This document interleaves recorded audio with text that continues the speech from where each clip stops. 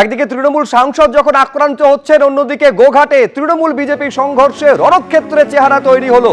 দুপক্ষের বেশ কয়েকজন জখম হয়েছেন এই ঘটনায়। বেশ কয়েকটি গাড়ি এবং বাইকে ভাঙচুর চালানো হয়েছে। ছবিতে দেখতে পাচ্ছেন যে হাতে বাঁশ, লাঠি, কাটারি নিয়ে একে অপরের দিকে চড়াও হয়। পরিস্থিতি সামাল দিতে লাঠি চার্জ করে পুলিশ। কেন্দ্রীয় বাহিনীর জওয়ানরা সেখানে উপস্থিত ছিলেন। বিজেপি কর্মীদের বেধড়ক মারধর করা হয়েছে বলে অভিযোগ। উল্টো দিকে আবার তৃণমূলের তরফে অভিযোগ, প্রচারের গাড়িতে রড, লাঠি নিয়ে এসেছিল বিজেপি।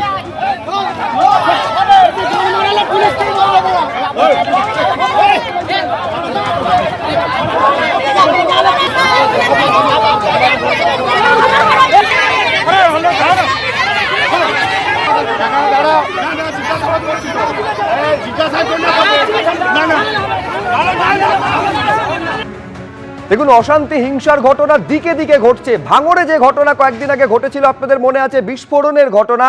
সেই ঘটনায় ভোটের জন্যই বোমা তৈরি হচ্ছিল বলে এনআইএ তদন্তের প্রাথমিক তদন্তে উল্লেখ রয়েছে বলে সূত্র মারফত জানা যাচ্ছে। ভোট সন্ত্রাসের জন্যই তৈরি হচ্ছিল বোমা, প্রাথমিক তদন্তে এমনটাই উঠে এসেছে বলে এনআইএ সূত্রে দাবি।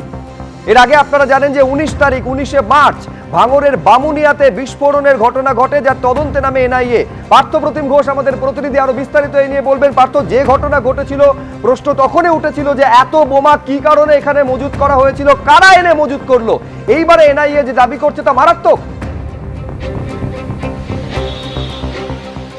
দেখো, তাতে একজন মৃত্যু পর্যন্ত হয় এবং এই যে গোটা ঘটনা, সেই ঘটনা তদন্তভার এনআইএ গ্রহণ করার পর তুমি জানো যে গতকালকে ওহিদুল ইসলাম মোল্লা নামে স্থানীয় এক তৃণমূল নেতাকে গ্রেপ্তার করেছে এনআইএ।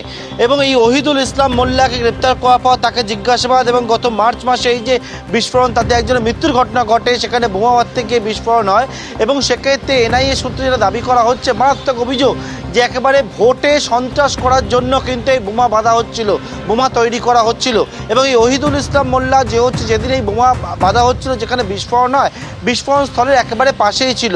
ওহিদুল সম্পর্কে এনআইএর আরও দাবি যে বিভিন্ন ছোট বড় একাধিক নেতার অত্যন্ত ঘনিষ্ঠ হচ্ছে ওহিদুল ইসলাম মোল্লা, এবং যে হচ্ছে ভাঙড়ে সক্রিয় তৃণমূল কর্মী।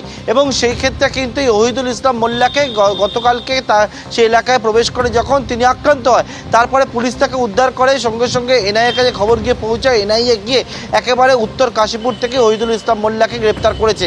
আজকে এনআইএ আদালতে তাকে পেশ করা হয় এবং পেশ করার পরবর্তীকালে আগামী 30 তারিখ পর্যন্ত এনআইএ নিজেদের হেফাজতে পেয়েছে এই ওহিদুল ইসলাম মোল্লাকে। এবং এনআইএ সূত্রে দাবি করা হচ্ছে, তারা যে তদন্তে নেমেছিলেন, সেই তদন্তে নেমে তারা জানতে পেরেছেন যে ভোটে সন্ত্রাস করার জন্যই এই বোমা তৈরি করা হচ্ছিল এবং সেই বোমা মারতে গিয়ে বিস্ফোরণের ঘটনা ঘটেছে বলে তারা এখনও পর্যন্ত প্রাথমিক তদন্তে উঠে এসছে। আরও একাধিকের নাম কিন্তু এনআইএ জানাচ্ছে তারা পেয়েছে। আপাতত ওহিদুলকে তারা জিজ্ঞাসাবাদ করবে, নিজেদের কাস্টাডিতে নিয়েছে। শুভজিৎ, ধন্যবাদ পার্থ।